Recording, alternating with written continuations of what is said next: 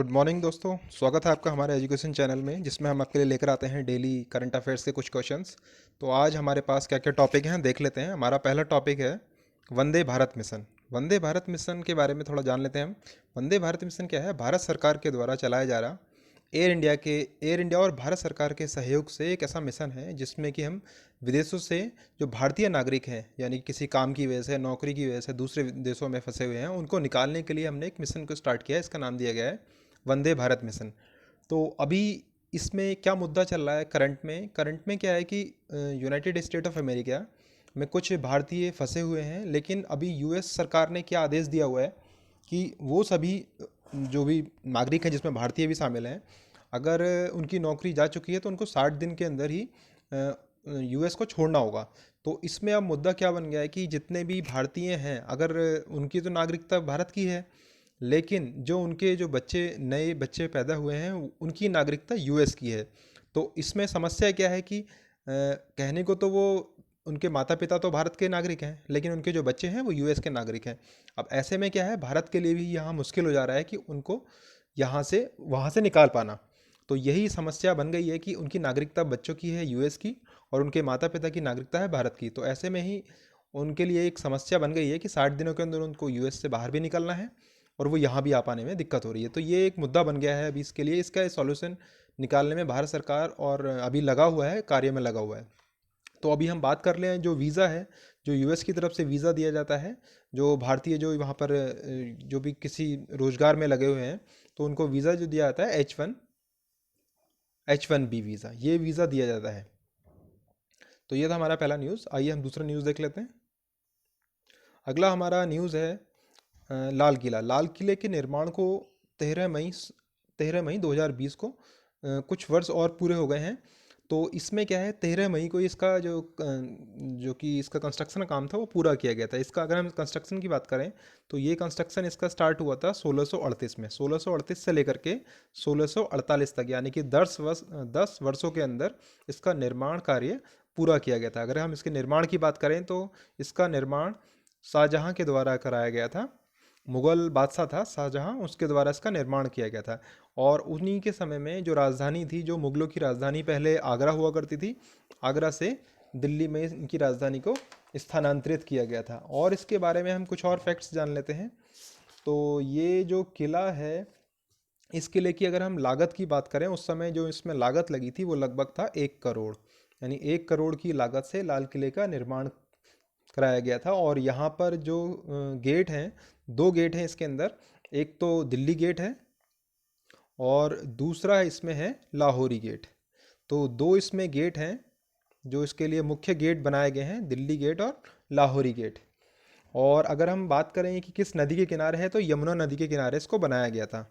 यमुना नदी के किनारे बनाने के लिए इसके बारे में काफ़ी रिसर्च किया गया था। तो उसके बाद ही जो उस समय आर्किटेक्ट थे उन्होंने सोचा कि यमुना नदी के किनारे इसके लिए उपयुक्त ज़मीन है, तो उसके नदी के किनारे बनाया जाएगा। और इसके लाल किले के चारों तरफ एक गहरी खाई भी खोदी गई थी, जो दुश्मनों से बचाव के लिए या समय पर इसमें क्या कर दिया जाता था कि यमुना का जो जल है वो इस खाई में भर दिया जाता था। और इसके अगर हम निर्माण की बात करें, इसका निर्माण जिससे किया गया था वो था बालू पत्थर। बालू पत्थर के द्वारा इसका निर्माण कराया गया था। बालू पत्थर क्या होता है, रंग में लाल रंग का होता है। तो इसी कारण अगर हम जो ये किला बनाया गया था, इस किले को लाल किले का नाम दिया गया, इसके लाल रंग के कारण ही। और अगर हम इसमें आक्रमण की बात करें तो इसमें नादिर शाह के द्वारा भी 1739 में आक्रमण किया गया था लाल किले के ऊपर, जो बहुत सारी क्षति पहुंचाई गई थी इस किले के बागों को, या इस किले की मंजिलों को, या भी इमारतों को काफ़ी कुछ नुकसान पहुंचाया गया था। बाद में अंग्रेज़ों के द्वारा इस पर अधिकार कर लिया गया था और उन्होंने यहाँ पर अपना एक ऑफिस भी बनाया था, और यहाँ पर अपना सारा कार्यक्रम यहीं पर होता था। यहाँ पर आधा केसेस भी चलते थे, जो बहुत सारे जो बहादुर शाह जफर के ऊपर जो केस चला था वो भी लाल किले के अंदर ही चलाया गया था। तो ये था हमारा लाल किले से जुड़ा हुआ 13 मई। इसको 13 मई के रूप में इसको याद किया जा रहा है। और अगला न्यूज़ देख लेते हैं। अगला न्यूज़ है हमारा राज्यसभा बहुमत, यानी कि राज्यसभा के बहुमत से संबंधित है। अभी क्या है, जो करंट में जो सरकार है उसके अगर कोई साधारण जो सामान्य विधेयक होते हैं उनको पास कराने के लिए दोनों ही सदन में पास कराना अनिवार्य होता है। तो हमारे पास दो सदन कौन कौन से होते हैं संसद के? एक हमारा होता है लोकसभा, लोकसभा के बाद दूसरा होता है राज्यसभा। तो ये हमारे दो सदन हैं, जिसमें कि राज्यसभा हमारा क्या होता है, उच्च सदन होता है, और लोकसभा हमारा क्या होता है, निम्न सदन होता है। तो यानी कोई भी सामान्य विधेयक है, अगर उसको पास कराना है तो दोनों ही सदनों का बहुमत होना चाहिए। और अभी क्या है कि हमारे पास बहुमत की दिक्कत क्यों आ रही है, क्योंकि अभी अगर हम बात करें वर्तमान में जो हमारी जो सरकार है, इस सरकार के पास लगभग 114, अगर हम पहले इसकी सीटों की बात कर लेते हैं, राज्यसभा की कुल कितनी सीट हो सकती हैं। वर्तमान में इसमें हो सकती हैं 245, और मैक्सिमम इसमें जा सकती हैं 250 तक। लेकिन वर्तमान में अभी हमारे पास है 245, जिसमें से कि 233 तो निर्वाचित होती हैं राज्य और केंद्र शासित प्रदेशों से, और जिसमें से कि 12 ऐसी हैं जो कि राष्ट्रपति के द्वारा निर्वाचित किए जाते हैं। विभिन्न जो हमारे क्षेत्र हैं, उन क्षेत्रों से 12 लोग राष्ट्रपति द्वारा चुने जाते हैं। कई बार एग्जाम में पूछ लिया जाता है कि राज्यसभा में कितने सदस्य राष्ट्रपति के द्वारा निर्वाचित किए जाते हैं या चुनाव किया जाता है उनके द्वारा, तो वो 12 हैं। और राज्यों और केंद्र शासित प्रदेशों से 233 आते हैं, जिसमें कि अभी अगर हम बात करें टोटल में, हमारे पास राज्यसभा की टोटल सीट हैं जिसमें से 243। अभी इसमें से 2 पद ऐसे हैं जो रिक्त हैं। तो ये हमारे पास अभी वर्तमान में सिचुएशन है कि 243 हमारे पास ऐसी सीट हैं जो निर्वाचित हैं। अगर हम इसमें से बात करें, जो वर्तमान सरकार है उसके पास टोटल सीट है 114। तो 114 अभी सरकार, जो वर्तमान में सरकार है उसके पास टोटल सीट है। और जो विपक्ष की हम बात करें तो विपक्ष के पास है 129। तो अभी क्या है कि कोई भी सामान्य अगर विधेयक पास कराना है तो राज्यसभा में कई बार क्या होता है कि बहुमत नहीं मिलता है, क्योंकि विपक्ष राज्यसभा में मजबूत है। तो ऐसी समस्या होने पर यहाँ पर अक्सर क्या कर लिया जाता है, पारित ना होने पर, यानी कोई भी सामान्य विधेयक अगर पारित नहीं होता है तो एक संयुक्त बैठक बुलाई जाती है, यानी संयुक्त बैठक का भी प्रावधान है इसमें। और संयुक्त बैठक बुलाने का अधिकार जो राष्ट्रपति को होता है, और ये अगर हम बात करें अनुच्छेद 108, अनुच्छेद 108 के अंतर्गत राष्ट्रपति संयुक्त बैठक बुला सकता है राज्यसभा और लोकसभा की। तो इसी को हम संयुक्त बैठक बोल देते हैं, जिसका अध्यक्ष वही होता है, राष्ट्रपति नहीं होता है, जो हमारा जो सामान्य अध्यक्ष रहते हैं। और अगर हम बात करें जो इतिहास में कितनी बार संयुक्त बैठक बुलाई गई है, तो अभी तक 3 बार संयुक्त बैठक बुलाई गई है, जो कि 1961 में दहेज निषेध विधेयक था, 1978 में बैंकिंग सेवा आयोग विधेयक था, और 2002 में आतंकवाद निरोधक विधेयक था। तो 3 बार अभी तक संयुक्त बैठक बुलाई जा चुकी है। अगर एग्जाम में आता है क्वेश्चन कितनी बार, तो टोटल हम लिख सकते हैं 3 बार।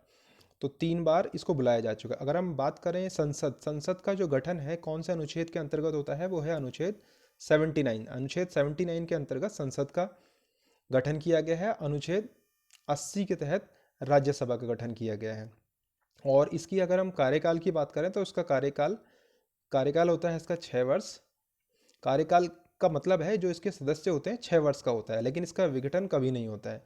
विघटन इसलिए नहीं होता है क्योंकि इसके जो भी सदस्य होते हैं हर दूसरे वर्ष, यानी कि हर दूसरे वर्ष 1/3 सदस्य बदलते रहते हैं।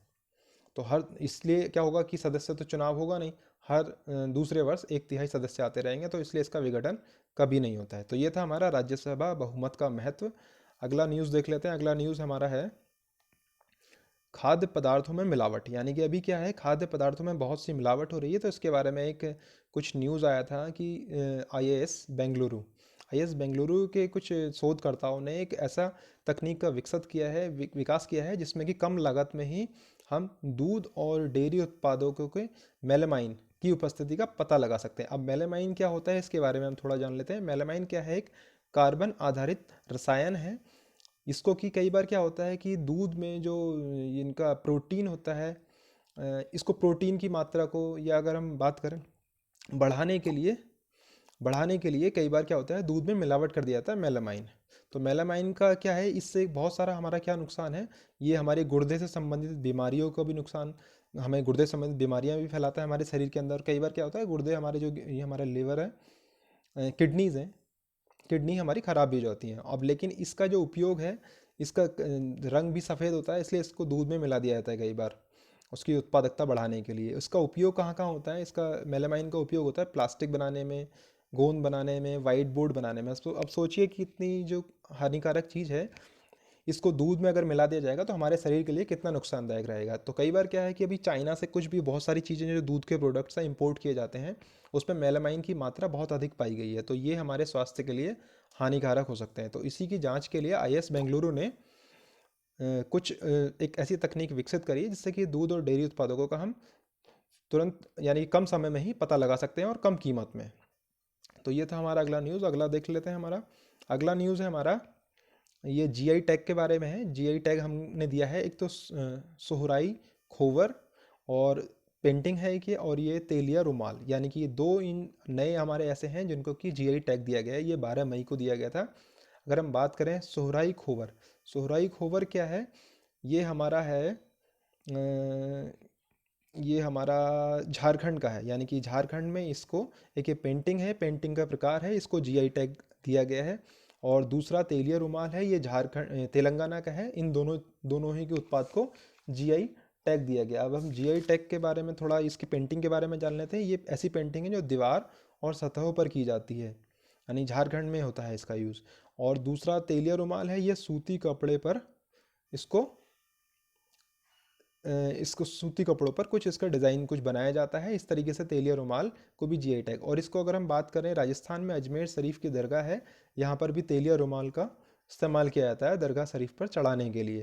और अगर हम बात करें जीआई टैग के बारे में, तो जीआई टैग को ये हमारा स्टार्ट हुआ था 2003 से। 2003 से भारत सरकार द्वारा जीआई टैग दिया जाने लगा था। अगर हम पहले जीआई टैग की बात करें तो हमारा फर्स्ट जीआई टैग था, वो था दार्जिलिंग दार्जिलिंग टी, यानी कि दार्जिलिंग टी को पहला जीआई टैग दिया गया था सन 2004 में। सन 2004 में जीआई टैग दिया गया था।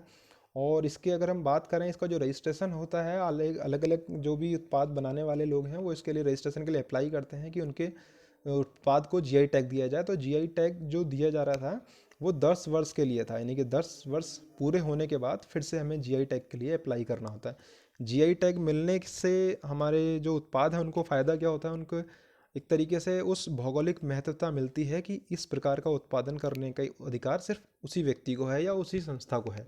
ऐसा करने के बाद क्या होता है कि उस क्षेत्र में उस उत्पाद को बढ़ावा दिया जाता है। तो यही मेन पर्पज़ है जीआई टैग देने का। अभी तक अपने अपने आप देखिए अपने राज्य में कौन कौन सी वस्तुएं हैं ऐसे जिनको जीआई टैग दिया गया, उनको देख करके हमें कमेंट करके बताइए आप। अगला न्यूज़ देख लेते हैं। हमारा है अगला है टोडा जनजाति के बारे में। टोडा जनजाति के बारे में जान लेते हैं थोड़ा। टोडा जनजाति क्या है, एक ये अभी इसलिए मुद्दा इसका बन रहा है, चर्चाओं में इसलिए है क्योंकि इन्होंने क्या किया है, एक मास्क बनाने करेंगे। अभी कोविड से हम सब इफेक्टेड हैं, पूरा भारत या पूरा वर्ल्ड। तो इन्होंने क्या किया है, अपना जो पारंपरिक तरीका है मास्क बनाने का, उससे इन्होंने कुछ मास्क बनाए जा रहे हैं टोडा जनजाति के द्वारा। अगर हम टोडा जनजाति की बात करें तो ये तमिलनाडु क्षेत्र के अंदर आता है। तमिलनाडु के अंदर नीलगिरी क्षेत्र के अंदर टोडा कारीगर बहुत सारे ऐसे हैं जो कार्य कर रहे हैं अभी। अगर हम नीलगिरी की बात करें तो नीलगिरी में ये पहाड़ियाँ हैं, ये चरवाहा जनजाति है ये मुख्य रूप से। कई बार एग्जाम में पूछ लिया था कि टोडा जनजाति किस राज्य से बिलोंग करता है, यानी किस राज्य की जनजाति है, तो हम इसका आंसर दे सकते हैं तमिलनाडु। यानी तमिलनाडु क्षेत्र में टोडा जनजाति पाई जाती है। और इसी के बारे में अगर हम बात कर लें, नीलगिरी, यहाँ पर नीलगिरी पहाड़ भी आया है, पहाड़ियाँ हैं जो क्षेत्र है ये। इसके बारे में बात करें तो इसकी सबसे ऊंची जो चोटी है वो कहलाती है डोडो बेटा। डोडो बेटा क्या है, नीलगिरी की सबसे ऊंची चोटी है। और इसकी हम हाइट की बात करें तो इसकी हाइट है 2637, इतना मीटर इसकी हाइट है। यानी कि नीलगिरी पहाड़ियों में सबसे सर्वोच्च चोटी है डोडो बेटा। और अगर हम बात करें नीलगिरी पहाड़ियों की तो ये 3 राज्यों में विस्तारित है, जिसमें से पहला है तमिलनाडु है, और केरला है, और है इसमें ये कर्नाटक। यानी कि 3 राज्यों में ये फैला हुआ है। टोडा कह रहे हैं, सॉरी, नीलगिरी जो पहाड़ियाँ हैं 3 राज्यों में फैली है। अब नीलगिरी इस क्षेत्र का नाम इसलिए पड़ा क्योंकि यहाँ पर एक नीले रंग का फूल होता है जिसको नाम बोल दिया जाता है कुरंजी। कई बार पूछ लिया जाता है कुरंजी पुष्प किस राज्य में है या कहाँ पाया जाता है, तो नीलगिरी पहाड़ियों में तमिलनाडु में पाया जाता है। इसको कुरंजी पुष्प बोलते हैं, जो नीले रंग की वजह से इस पहाड़ियों का नाम नीलगिरी पहाड़ी भी रख दिया गया है। और इन्हीं पहाड़ियों में एक साइलेंट वैली भी है यहाँ पर। ये कई बार एग्जाम में ये भी पूछ लिया जाता है कि साइलेंट वैली कहाँ पर है, तो ये तमिलनाडु में स्थित है और नीलगिरी पहाड़ियों में स्थित है ये। तो ये थे हमारे आज के कुछ इंपॉर्टेंट न्यूज़। अगर आपको हमारा ये प्रयास पसंद आता है तो इस चैनल को लाइक कीजिए, सब्सक्राइब कीजिए और अपने ज़रूरतमंद फ्रेंड के साथ शेयर कीजिए। तो डेली हमारे साथ इस तरह की न्यूज़ जानने के लिए जुड़े रहिए हमारे चैनल के साथ। तो थैंक्स फॉर वॉचिंग।